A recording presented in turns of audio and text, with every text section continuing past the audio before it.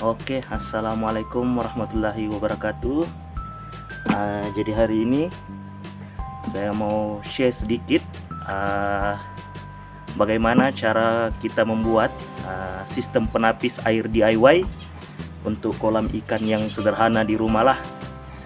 So, actually benda ini saya sudah pakai, cuman ya dia ada sedikit masalah di bagian sambungan-sambungan inilah, dia ada air yang leaking. So saya sudah buat penambahbaikan. So saya mau ceritalah dia punya keberkesanannya. So saya pakai benda nih at least 3 atau 4 bulan kita tidak perlu tukar air kolam lah. Agak efektif untuk benda yang kita DIY sendiri lah. Oke. Bahan-bahan kita guna nih baldi cat nih, ambillah dekat mana-mana. Macam ini saya lepas cat rumah dan saya ambil dia punya baldi lah. Lepas tuh penapis nih saya ambil daripada mesin basuh yang sudah rosak lah. So terpulang lah, kalau anda mau buat boleh pakai apa-apa saja, sama ada pakai besen yang berlubang-lubang kah, ataupun apa-apa yang lebih kurang beginilah. So saya ada buat dia punya kaki. Tujuan kaki ini supaya bila kita letak nanti, kita letak dia punya medium penapis di atas, so penapis ini tidak turun ke bawah lah. Oke. Untuk baldi ini saya buat 3 lubang. Lubang di bawah sekali nih, atas dengan di atas juga lah, ada 2 lubang untuk outlet. So fungsi-fungsi lubang nih, first yang ini adalah fungsi untuk kita buang air kotoran lah. At least seminggu sekali kita akan buang air yang keladak-keladak yang bertakung di bawah penapis nih. Oke. Untuk outlet nih, ini outlet 1 akan terus ke penapis yang seterusnya, dan ini bila air penuh di sini melimpah, dia akan keluar dari sinilah. So possibility untuk air melimpah di sini tuh agak kurang. Oke. So macam mana dia berfungsi? First kita akan benda nih kita akan letak di sinilah. Kita akan letak di sini. Begini. Kita letak di sini. Lepas itu kita akan letak medium penapis di sinilah.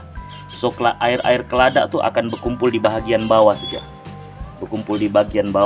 So bila keladak sudah hampir penuh, kita just buka ini dan biarkan air yang kotor tuh keluar lah.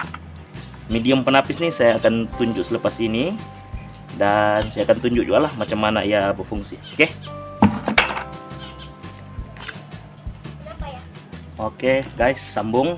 So saya lupa tadi, ini adalah air yang akan masuk lah daripada kolam, dari pump akan masuk di sinilah dari atas nih. So saya letakkan elbow di bagian bawah nih, tapi saya tidak bagi rapat di bawah lah, biar dia bergantung begitu. Tujuan elbow nih supaya air yang di bawah nih akan masuk dalam keadaan berputar. So bila keadaan berputar tuh otomatis hampas-hampas ataupun keladak-keladak yang berat tuh akan tidak akan terapung, dia akan terus ke bawah. So air yang bersih saja akan naik ke atas. Oke. So first untuk pasang medium nih kita akan letak beginilah. Kita akan masukkan nih. Oke, just masukkan ke dalam. Oke, gitu, ke dalam begitu. Oke. Medium pertama yang saya akan letak adalah nih, saya tidak pasti apa nama dia ini, tapi boleh didapat di kedai-kedai akuarium lah. Oke, boleh tengok nih. Oke. So tujuan dia ini dia akan merangkap lah lumut-lumut ataupun kotoran-kotoran yang halus di dalam bola nih. Oke. Terus kita akan masukkan sih. Semakin banyak semakin bagus lah, tapi saya tidak banyak, so saya ambil apa yang ada sih lah. Oke. Nampak gitu. Oke. Lepas tuh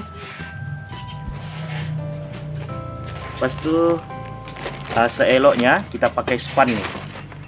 span filter ikan nih lah, harga Rp17. Boleh pakai banyak kali lah, tapi saya tidak akan pasang di sini. Sebabnya benda ini saya cuma mau menapis kotoran-kotoran yang besar saja. Sebabnya saya ada satu lagi selepas daripada pipe nih, saya akan ada satu lagi penapis. So baru saya pakai yang inilah. So tujuan ini cuma untuk menapis kotoran-kotoran yang besar. Oke. Lepas itu kita akan letakkan batu-batu kelikir lah. Batu-batu kelikir nih tujuan dia supaya menutup lubang-lubang yang besar nih. Dia akan menjadi lubang-lubang yang kecil. So kotoran-kotoran yang besar tuh dia tidak akan masuk lah. Oke, kita akan masukkan saja seberapa banyak yang boleh.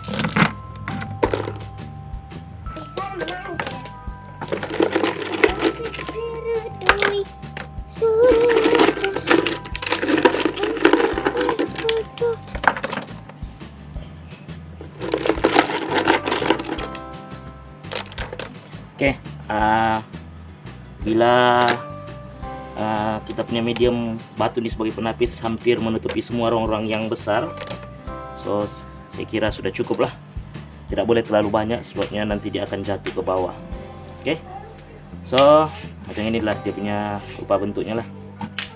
Lepas ini saya akan tunjuk macam mana sistem air itu circulate daripada kolam masuk ke penapis nih untuk menapis yang keladak-keladak ataupun kotoran-kotoran yang besar, dan terus keluar pergi penapis yang seterusnya lah. Oke, seperti yang Anda tengok nih, ini adalah setup lah bila saya pasang di kolam ikan saya nih. So air akan dipump menggunakan pump akuarium daripada kolam nih, masuk ke dalam kita punya sistem filter nih lah. So air yang akan masuk ini terus ke bagian bawah. Bagian bawah dia akan naik ke atas lah. So fungsi batu-batu tuh macam Anda lihat setelah beberapa hari, tengok dia merangkap lumut dan air yang jernih sahaja akan masuk ke dalam nih lah. So untuk sisa-sisa kotoran yang kecil yang halus, dia akan masuk ke sistem filter yang kedua lah. So dia akan filter ini akan menapis sisa-sisa kotoran yang halus. Oke, untuk filter ini dia akan menapis sisa-sisa kotoran yang agak besar lah.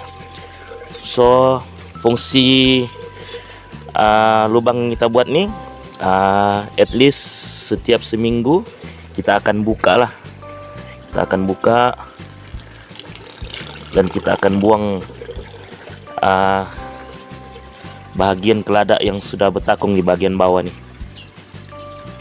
Oke, di dalam sistem penapis kedua nih, saya letakkan span akuarium itulah macam yang saya tunjuk tadi itu di dalam nih untuk menapis sisa-sisa kotoran yang lebih halus lah.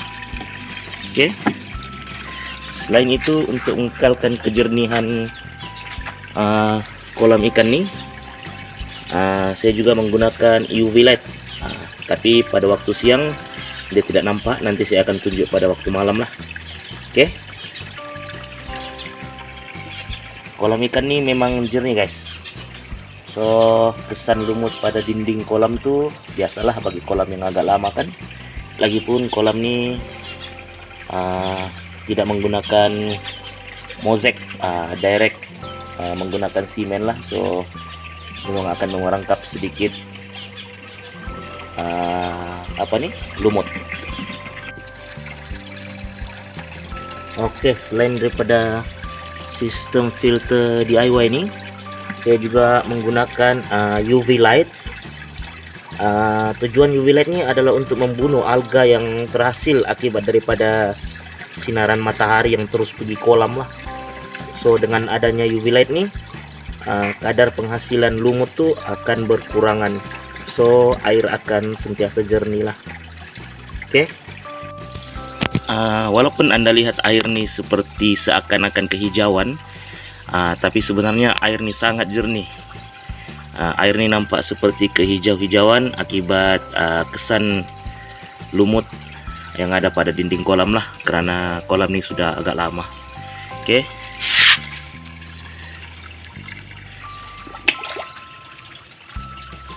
Oke, kalau Anda lihat saya coba ambil air menggunakan botol kacanya.